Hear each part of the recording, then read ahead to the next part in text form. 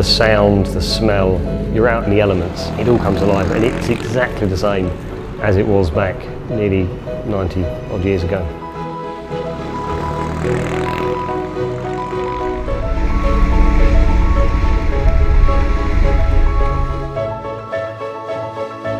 One of my earliest memories is sitting on my dad's lap in a 3-litre Bentley and being allowed to hold the steering wheel at the age of 5. I was very fortunate as a child to travel. We did 28,000 miles in 9 months in a 3-litre Bentley around America, and so growing up with these cars, it seems to get into the blood. Bentley's place in the world, it is today a global brand. That comes from its heritage, and its heritage can be traced all the way back to WO's decision to go racing. With the success of John Duff going to Le Mans in 23 and winning in 24, he managed to convince WO that he needed to go to Le Mans and take on this event. Le Mans was obscene. It was the toughest motor race known to man, 24 hours, and Duff proved that the Bentley was totally capable of winning. So reluctantly, WO finally agreed and built this car. WO's first official works entry at Le Mans. In Bentley's history, I think it's significant that WO made that choice to go racing. That paved the way for the success of the future. WO himself had been in competition. He'd ridden motorcycles on endurance events, he'd driven cars, and he was previously a dealer for DFP. And the cars were all pretty unreliable. And so WO started building cars because he knew he could do a better job himself.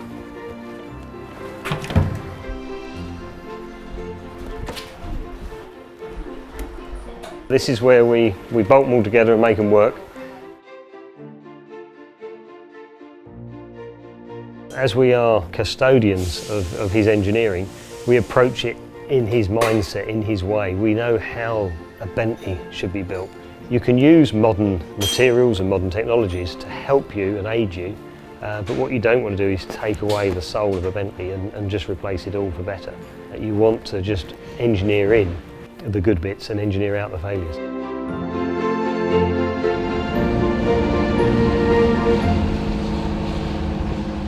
Le Mans was embryonic, and they were literally racing from village to village through unmade roads. Tarmac didn't really exist. The write-ups in the papers in 1923 said it was an impossible race that couldn't be achieved. The Everests of car races. The difference with this 25 works entry was that it was professionally prepared. They considered the weather, the conditions, the track. They had the knowledge from John Duff, and they made a real professional entry. Under here,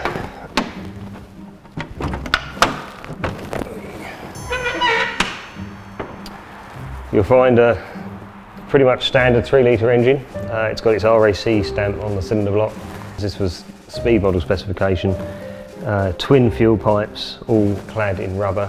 Twin carburetors, no fuel autovac, but just a hand pump. They like simplicity and obviously reliability. The engine itself is a typical Bentley design, so it's twin spark plug, twin spark. It's got 2 independent ignition systems. It's 16 valves, that's 4 valves per cylinder, and it's a monoblock, which was the real masterpiece of WO Bentley. The Bentley was so well suited to this kind of event because of its endurance. It was a fast car. This car would just about exceed 100 miles an hour, and for the time that was incredible. But it was its endurance. Mr. Bentley was great at engineering a good car that was under-stressed, and so it could just perform. These cars drove down to Le Mans, raced at Le Mans, and drove home again. So we have the 25 Le Mans layout before us, and we can actually walk around the circuit and see the challenges that they faced. You have to remember this was a very primitive racetrack. Revellers could walk onto the circuit, the police were there to try and keep them back. There was very little runoff, there were no gravel traps, there were no safety barriers. At best you'd get a straw bale by an oak tree.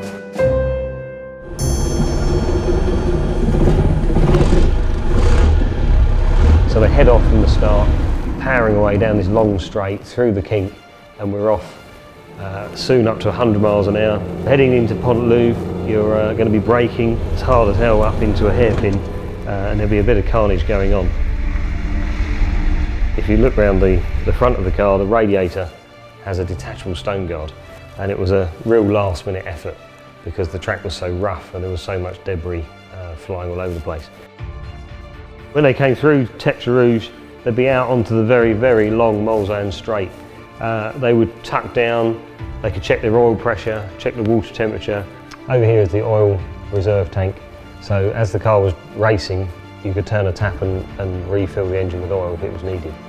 They did away with the standard chassis switch plate for more robust switches.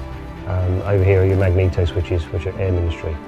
Your advance and retard is on the steering column, so this changes the ignition. And obviously, being a Bentley and a four-cylinder Bentley, has a centre throttle. So the brake pedal is on the right and your throttle is in the centre. Right-hand gear change, no synchromesh, and a crash gearbox. And then you just head down headlong into the Mulsanne straight itself. Overtaking was quite a dangerous occupation. There's gravel, there's rocks, there's bits flying up all over the place. Drivers didn't want to race behind glass, it would shatter and hit you in the face. So goggles were important. You didn't have any real crash helmets, but they liked to race behind wire mesh. That would stop a brick from hitting you in the head. Interestingly, in this car, they were using glass, and yet the next year and so on, they didn't race behind any glass at all. So the Mulsanne Straight is one of the few pieces of track that still exists today.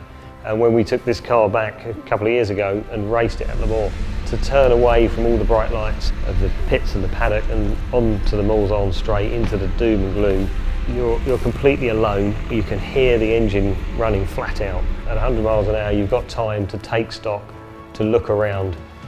You get to have a little quiet moment. It's a very unique feeling. It's quite eerie and very, very special.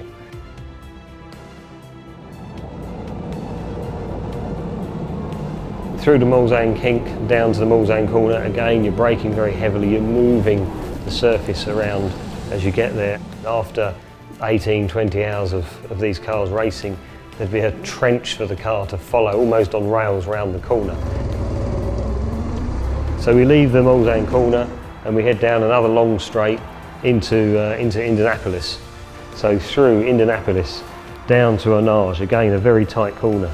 And then we're almost out onto the home straight. Here you'd be checking the car again, making sure everything's sound and secure, because you've got one chance to pit if you need before you start the next lap of another 10 miles. You certainly wouldn't want to break down on the other side of the circuit.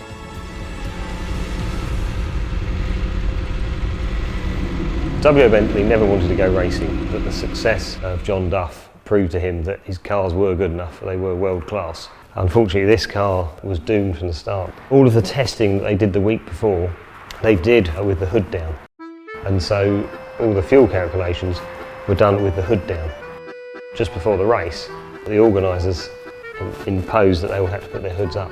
With the hood up, with a wire mesh screen in, it obviously acted like a parachute. Rather than getting to 20 laps, it got to 18 and a half, just short of the 200 miles required. For all his brilliance, he took a hard lesson in the 25 race. Every year Le Mans changed in one respect or the other, so they learnt, and they would have learnt from this car through its failure. He never made the same mistakes again, which is why he went on to win Le Mans another 4 times. As this car has never finished a race at Le Mans, that's something that we wanted to do. So in memory of Benji and Kensington Moir, we drove it back to Le Mans, we raced it at Le Mans, we drove it home back to Berkeley Square, and then threw a big party, which would have been exactly what they wanted to achieve at the time. It completes a circle. It needed to be done, so it's a privilege to be involved and to be doing it. As a salute to them, we finished the job.